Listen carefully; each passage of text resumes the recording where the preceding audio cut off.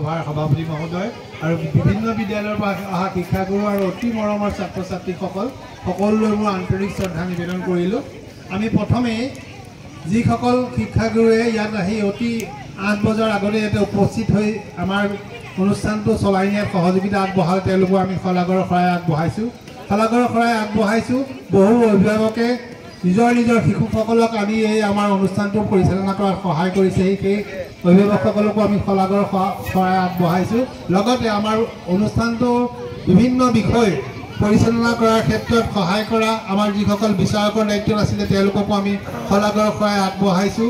তাৰোপৰি আমাৰ ৰন্ধা বঢ়া কাৰ্যত যিসকলে সহায় সহযোগ আগবঢ়াই দিলে আৰু খাদ্যৰ বিতৰণৰ ক্ষেত্ৰত কোনো অসুবিধা নোহোৱাকৈ আমাৰ ছাত্ৰ ছাত্ৰীসকলে খাবৰ যি সুব্যৱস্থা কৰিলে সেই সকলোকো আমি আমাৰ তৰফৰ পৰা আমি আমাৰ শলাগৰ শৰাই আগবঢ়াইছোঁ আৰু পুনশ্চ সকলোলৈ মোৰ শ্ৰদ্ধা নিবেদন কৰিছোঁ আৰু পুনৰবাৰ আকৌ এনেধৰণে লগ পোৱাৰ বাবে আশা পঢ়ি ৰাখি আমাৰ ক'ব লগা দুআষাৰ সামৰণি মাৰিছোঁ। ধন্যবাদ।